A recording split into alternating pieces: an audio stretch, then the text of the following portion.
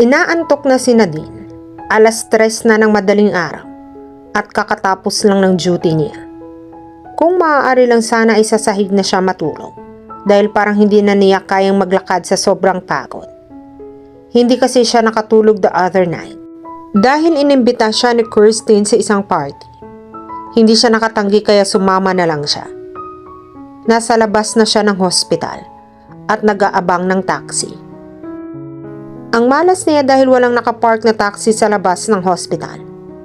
Maya-maya pa ay may nakita siyang headlights ng sasakyan. She hoped na taxi iyon dahil antok na talaga siya at gusto na niyang makauwi. Paghinto ng sasakyan sa harap niya ay inassume niyang taxi iyon kaya binuksan niyang pinto ng passenger seats at pabagsak na umupo roon. Walang sabi-sabing ibinigay niya sa driver ang address niya nang hindi man lang ito nililingon. Pumikit na siya at sumandal sa upuan. Namimigat na ang mga talukap niya kaya madali siyang nakatulog. Unti-unti na lang bumalik ang malay niya nang maramdaman niyang may bumubuhat na sa kanya. Kinabahan siya kaya mabilis na dumilat siya para lamang muling pumikit. Ilang beses pa siyang pakurap-kurap para matiyak na tama ba ang nakikita niya. Ang bagot na mukha ni Kenneth ang bumalandra sa kanya habang kinakarga siya nito papasok sa apartment niya. Ang tanga-tanga talaga niya. Napagkamalan niya itong taxi driver. Basta-basta na lang siyang sumakay sa sasakyan nang hindi man lang tinitingnan kung taxi ba iyon o ano. Mabuti na lang pala. At hindi masamang taong nasakyan niya dahil kung hindi, the end na ang beauty niya. Pero teka, mas malala pa yata sa masamang tao ang kasama niya dahil ito mismo ay hindi tao, kundi impakto. Pero wala na siyang nararamdamang kaba. Sa halip ay napaka-safe at secure ang pakiramdam niya.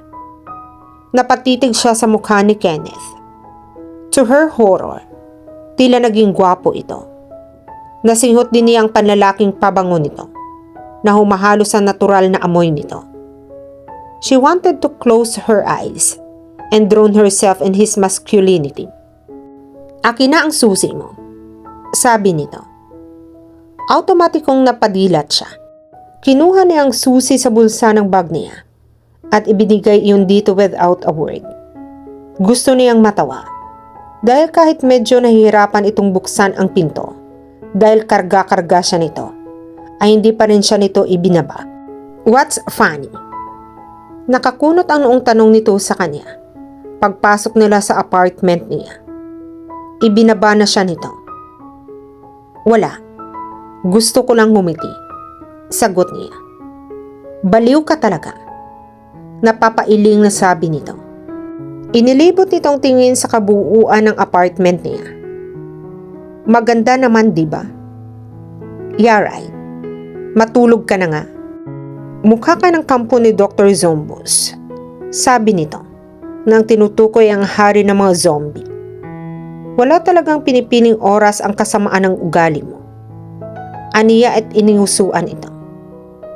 Huminga ito ng malalim bago magkasalubong ang mga kilay na tiningnan siya.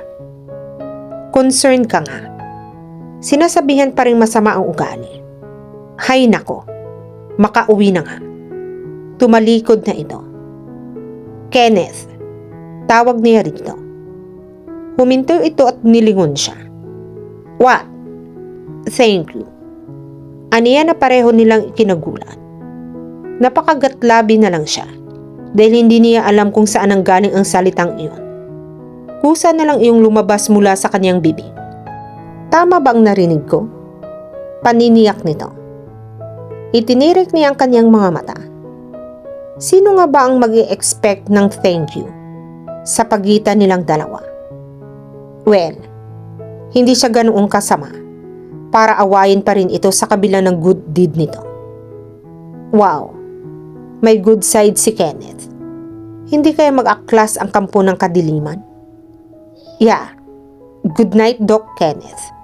Paalam niya. Tumango na lang ito at saka lumabas ng pinto. Hanggang sa narinig niyang nakalayo na ang sasakyan nito, ay hindi pa rin siya umaalis sa kinaroroonan niya. Ano ba ang nangyayari sa kanya? Hindi ba dapat ay nakahiga na siya sa kama at natutulog? Pero tila nilayasan siya ng antok at ngayon ay medyo natutulala pa siya. Ang malala pa. Paulit-ulit niyang nakikita sa isip ang eksena nila ni Kenneth kung saan karga-karga siya nito. Pinagalitan niya ang kanyang sarili dahil hindi siya dapat nag-iisip kung ano-ano. Lalo na at may kinalaman sa kumag na iyon. Tinubuan pa yata siya ng kaunting pagnanasa habang nakasandal siya sa malapad na dibdib nito. Mahiya ka nga sa sarili mo. Prinsipe ng kadiliman iyang pinagnanasaan mo. At hindi prinsipe ng kamatsyungan. Paalala niya sa kanyang sarili. Napapailing na umakyat siya sa kanyang kwarto. Ganoon ba talaga ang mga taong kulang sa tulog? Kahalayan na lang ng utak ang nasusunod. Kakatapos ng asikasuhin na din ang pasyenteng naka-assign sa kanya. Tapos na rin niyang ihanda ang mga gamot ng iba pang mga pasyente. Kaya wala na siyang gaanong ginagawa. Nang may mapadaang dalawang gwapong doktor, ay naisipan niyang gumawa ng listahan ng mga single sa kanilang hospital. Trip-trip lang. Ano iyang inililista mo? Tanong sa kanya ni Natasha. Wala. Mga pangalan ng mga single sa hospital. Sagot niyang hindi ito nililingon. Para saan naman iyan? Interesadong tanong nito. Iniwan nito ang kanyang ginagawa at nakiusyoso sa kanya. Siyempre, reference kung sino ang available at dapat palagi kong niningitian. Pumalatak ito. Grabe ka talaga. Napakagahaman mo sa lalaki. Ang dami-dami mo na sigurong naging boyfriend. Sabi nito, na bilib sa kanya. She rolled her eyes. Maraming boyfriend? Yeah, right. Kaya nga ako napakagahaman sa lalaki. Dahil hindi pa ako nakatikim ng kahit isang adan sa tanang buhay ko. Gulat na tiningnan siya nito. We, di nga. Ikaw? No boyfriend since birth? Nagjo-joke ka naman yata eh. Gusto niyang matawa sa reaksyon nito. Bakit gulat na gulat ka na naman yata? Kasi, ang hirap paniwalaan ang sinabi mo. Ang ganda-ganda mo. At ang bait-bait mo pa. Matalino ka rin.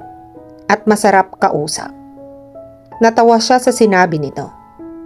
Iyon ang gusto ko sa iyo, Natasha. Honest ka. Aniya at kinindatan pa ito. Isa-isang tiningnan nito ang mga pangalan sa listahan niya. Para pangang may hinahanap itong pangalan doon. Bakit wala si Doc Kenneth sa listahan mo? Single naman iyon. Napasimangot siya. Tao lang pinapatulan ng kagandahan ko.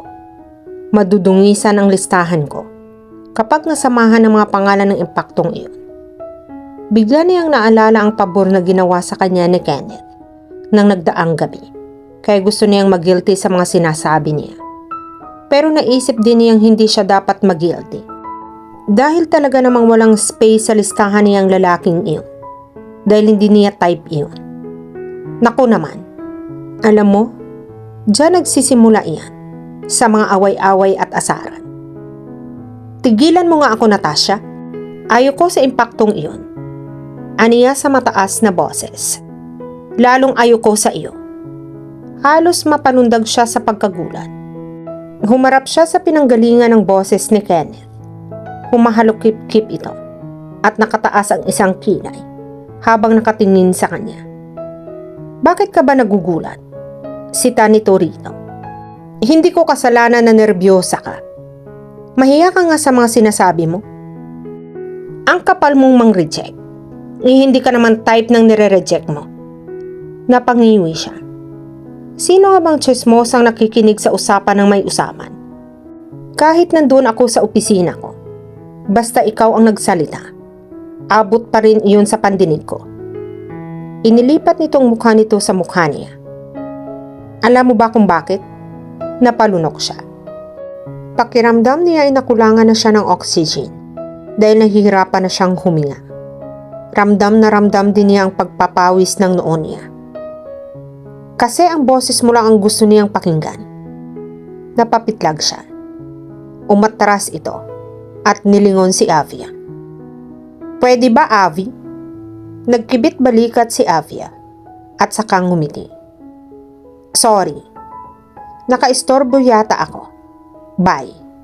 Nakangising tiningnan muna sila nito bago ito umalis. Tiningnan siya ni Kenneth. I would really appreciate if you stopped talking and did the people around here a big favor by allowing silence to prevail. Sabi nito. Kinuha nito ang mga gamot na ibinili nito sa kanya kanina. Hanggang sa makaalis ito, ay tila wala pa rin siya sa kanyang sarili. Napako na ang mga mata niya sa direksyong tinahak nito. Isang tikhim mula kay Natasha ang nagpabalik sa diwa niya sa kasalukuyan. Nilingon niya ito. Anong problema ng isang iyon? Ewan ko sa iyo. Ikaw lang naman ang nakaka-trigger ng galit ni Dr. Kenneth. Kahit palaging nakasimangot iyon, o di kaya ay wala sa mood. Hindi naman iyon ng aaway. Hindi nga iyon masyadong nakikipag-usap, lalo na sa mga hindi niya kaibigan. Sa'yo lang siya nag-aksaya ng mga salita. Sabi nito. Nanunudyong hinitian siya nito. Napataas ang isang kilay niya sa sinabi nito. So, privileged ako? Dahil sa pinag-aaksayahan niya ako ng salita? Mas ikaliligaya ko pa kung magiging pipi na lang siya. Baka makalanghap pa ako ng kapayapaan kapag nangyari iyon. Hindi niya mapigilan ang mapasimangot. Bigla niyang naalala ang paglalapit nila ni Kenneth at kakaibang reaksyon ng katawan niya. Napailing siya. May something wrong yata sa kanya. Ewan ko sa inyong dalawa. In fairness, bagay kayo. Kinikilig nga ako kahit nagbabangayan kayo. At nung inlapit niya ang mukha niya sa iyo, grabe, akala ko, hahalikan ka niya. Sayang, hindi niya itinuloy. Nagusot ang ilong niya. Talagang gusto pa nitong makiosyoso sa kissing scene nila ni Kenneth. Kissing scene? With him? Yak. Iniwaksi niya iyon sa kanyang isip. Binalingan niya ang kaibigan na aliw na panunudyo sa kanya. Gusto mong maturukan ng syringe? Siyempre ayoko. Mabilis na sagot nito. Kung ganoon. Tigilan mo na ang panunudyo mo sa akin. Ever. Sabi mo. Ngingiti-ngiting sabi nito. Good morning, Jade. Bati ni Nadine sa batang pasyente na inaasikaso niya. Ngumiti ito sa kanya. Good morning. Nurse Ganda. Ganting bati nito. Marunong ka ng mambola ha? Inalis niya nang wala ng lamang dextrose at pinalitan iyon ng bago. Bola ba iyon? Inosenteng tanong nito. Natawa siya. Bakit hindi? Hindi ba? Hindi naman talaga. Honest po ako, promise. Itinaas nito ang kanang kamay. Sige na nga, naniniwala na ako. Sabi niyang hindi mapigilan na mapangiti. Bumukas ang pinto ng kwarto. At pumasok doon si Dr. Kenneth. Good morning. Bati nito. Napalis ang ngiti niya. Gusto niyang sungitan ito. Ngunit naalala niya na mayroong bata sa harap niya. Good morning din po, Doc. Bati ni Jade. Lumapit kay Kenneth ang ina ni Jade at itinanong tungkol sa kalagayan ng bata. Mukha namang okay na si Jade dahil maaliwalas na ang mukha ni Kenneth habang kinakausap ang ginang. Mukha ring tuwang-tuwa ang ginang sa kung anumang sinabi ni Kenneth dito. She wondered what that was. Sabi ni Doc, lalabas na raw ako kasi magaling na ako. At ang sabi ni nanay, wala raw kami babayaran kasi si Doc na raw din ang bahala sa lahat. Ani ni Jade. Napalingon siya rito. Talaga? Bakit? Wala namang pambayad si nanay at tatay sa pagpapagamot ko kaya si Doc na ang nagbabayad ng lahat. Si Doc din ang nagpalipat sa amin dito mula sa PGH. Mas kumpleto raw po kasi ang mga gamit dito para magamot ang cancer ko. Pumayag sina nanay at tatay kasi nga po libre. Paliwanag nito. Kung makapagsalita ito, ay parang naiintindihan na tanggap nito ang sitwasyon. She could see how grateful the child was dahil sa tulong na ibinibigay ni Kenneth. Paano ka niya nakilala? Curious na tanong niya. Nagtaka nga siya noong una dahil napansin niyang mukhang wala naman itong kaya sa buhay. Pero nandoon sa hospital nila, naabot langit ang presyo at sa isang pribadong silid pa. Iyon pala ay tinutulungan ito ni Kenneth. Doon po ako sa PGH, sagot ni Jade.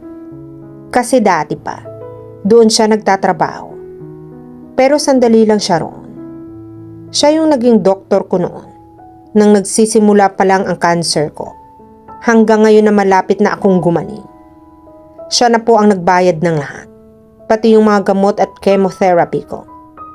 Nakangiti ito habang nagkukwento sa kanya. Something inside her softened after hearing Jade's story. Ang alam niya ay 9 taong gulang ito nang ma-diagnose na may cancer sa utak. Kenneth was an oncologist at 1 taon itong nag-volunteer sa PGH. Pagkatapos itong makumpleto ang specialization nito sa isang bansa ayon na rin sa kwento ng ilang mga nurse na kasama niya. Humanga siya sa pinakitang concern nito kay Jade. Hindi lahat ng doktor ay gagawin ang ginawa nito. Nilingon niya ito. Who would have thought na mayabang si Kenneth na nakilala niya ay may soft side pala? She smiled. Ang alam lang kasi niya ay kayang gawin nito ang pang-aasar at sumimangon. Marahan siyang kinalabit ni Jade. Pagharap niya rito, ay pinukol siya nito na nanunudyong tingin. At bakit ganyan ang tingin mo? Tanong niya dito. Wala lang, nurse Nadine. Napansin ko po kasing kakaiba ang tingin ninyo kay doktor. Nakangiting sagot nito. Nako, maghunos dili ka ngang bata ka. Bakit po? Hindi niyo po ba crush si Dr. Kenneth? Noong dumalaw nga po rito inyong mga pinsan ko, lahat sila crush si doktor. Naimpakto lang yung mga pinsan mo. Aniya na ikinatuwa nito.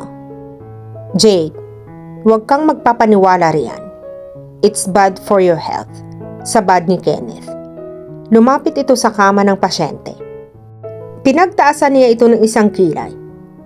Good for his health kaya makakita ng magaganda. Depensa niya sa sarili. I have to agree. Sabi nito na ikinagulat niya. Agree ka sa sinabi ko? Hindi makapaniwalang tanong niya. Sa mga sandaling iyon lang ito umagree sa kanya. Oo, dapat talaga pulos magaganda ang nakikita ni Jane. Kaya hindi nakakabuti sa kanya ang nakikita ka. Nalaglag ang mga balikat niya. Parang umuusok na naman ang ilong niya. Nagiinit ang mga pisngi niya. Narinig din niya ang mahinang tawa ni Jane at ng nanay nito. Impakto ka. Gigil na sabi niya rito at nagmarcha na palabas ng silid. Humanda ka sa akin, Kenneth. Babalatan kita ng buhay. Impakto ka. Binabawi ko ng sinabi ko na may soft side ka. Dahil wala. At dito na po nagtatapos ang part 3 ng ating kwento. Sabay-sabay po nating abangan ang susunod na kabanata. Be good, be safe, and God bless po everyone.